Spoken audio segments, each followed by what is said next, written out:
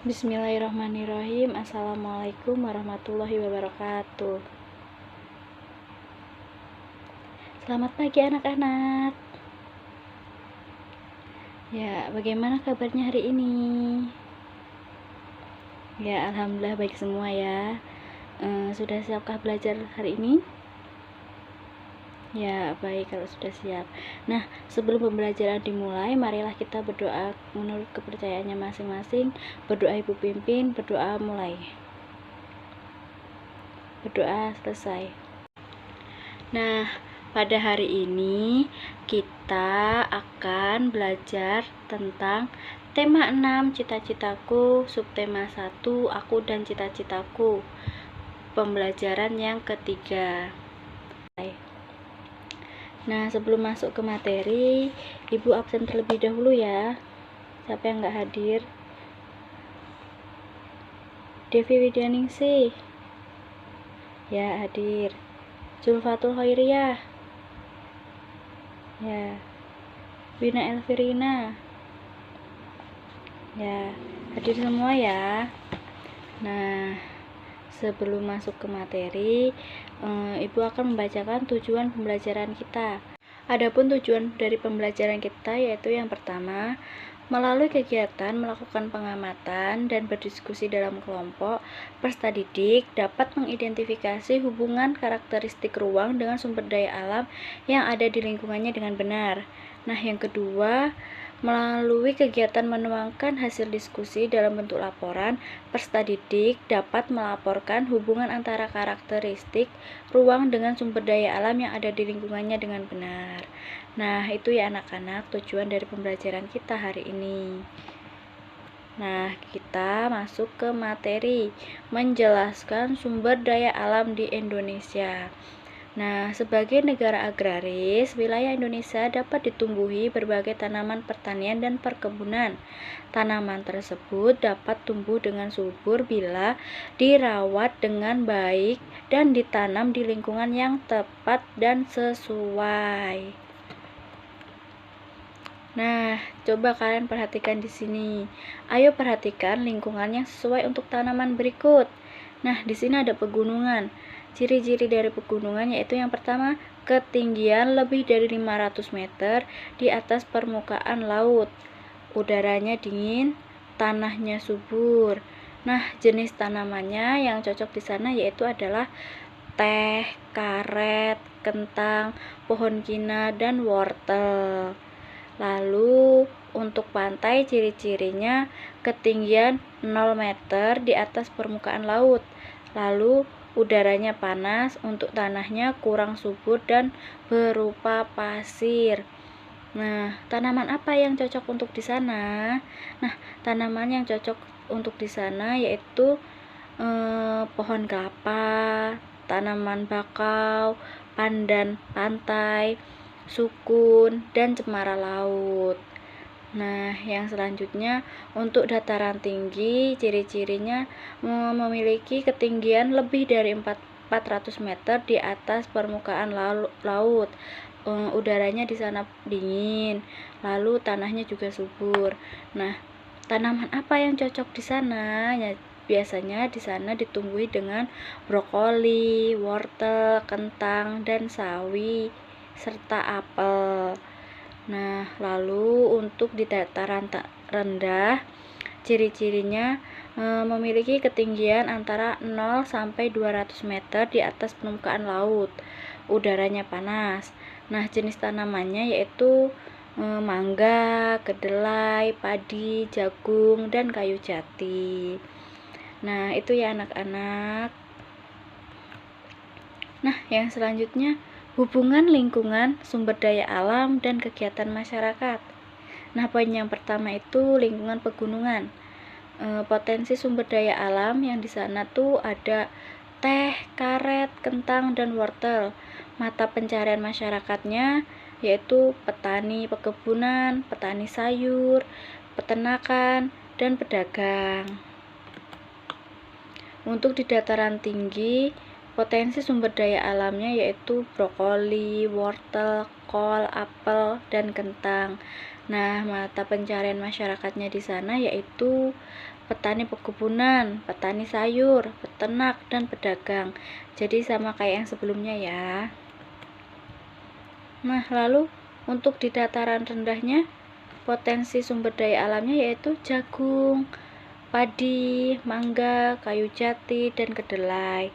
Nah, mata pencarian masyarakatnya yaitu petani, peternak, pedagang, dan karyawan atau buruh ya.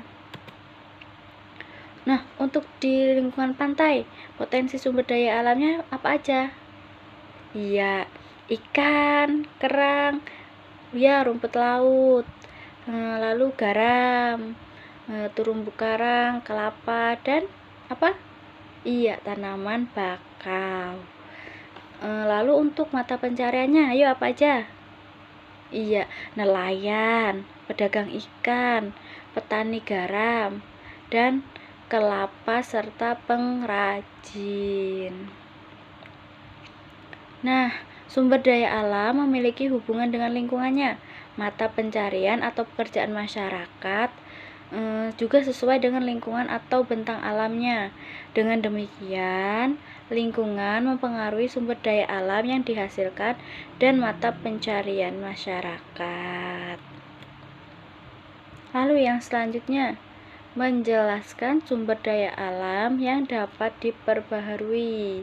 Ayo kita simak bersama-sama ya. Nah, berdasarkan ketersediaan di alam, sumber daya alam dikelompokkan menjadi dua. Nah, yang pertama, sumber daya alam yang dapat diperbaharui dan sumber daya alam yang tidak dapat diperbaharui. Ya, pinter ya. Nah, apa sih sumber daya yang dapat diperbaharui? Ya, iya, sumber daya alam yang dapat diperbaharui adalah sumber daya yang tidak akan habis. Ya, walaupun digunakan terus menerus.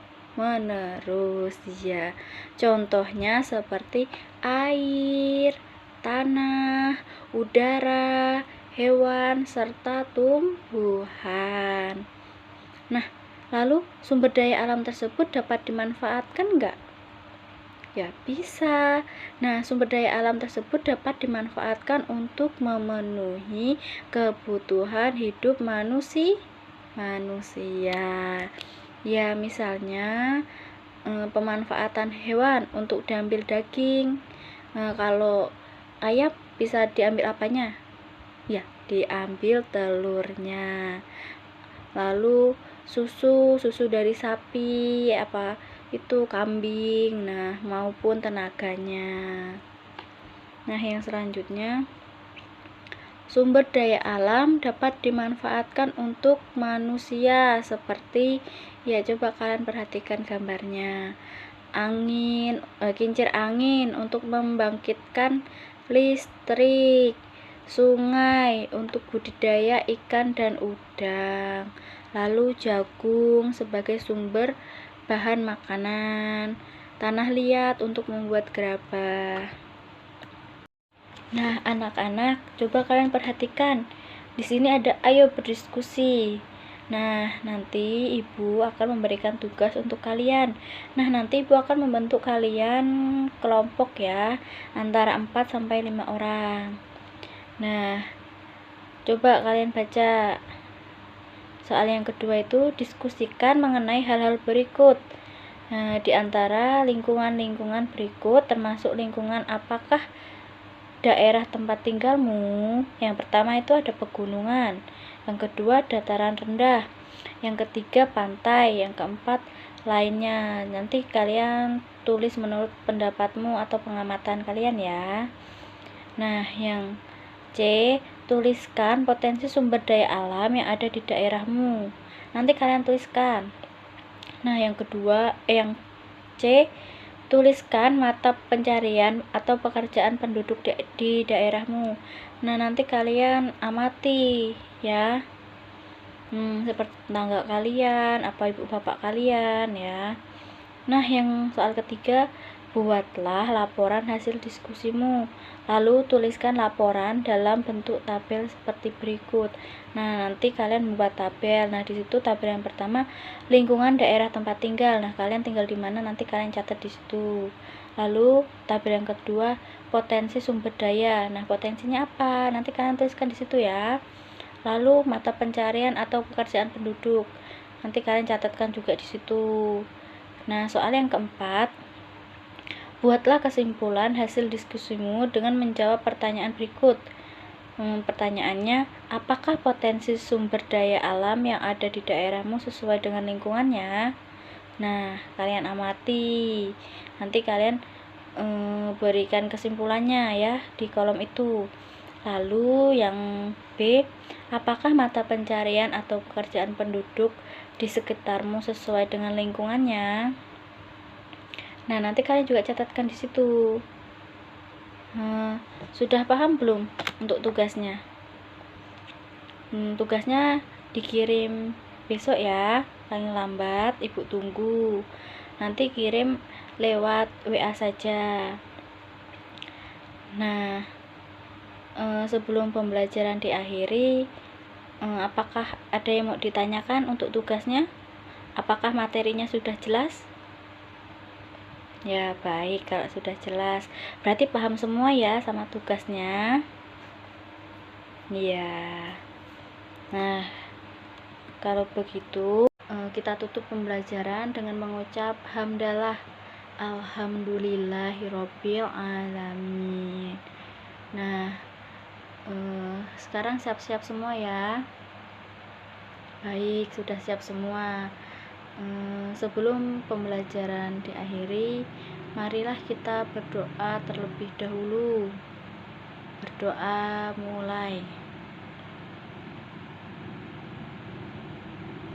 Doa selesai.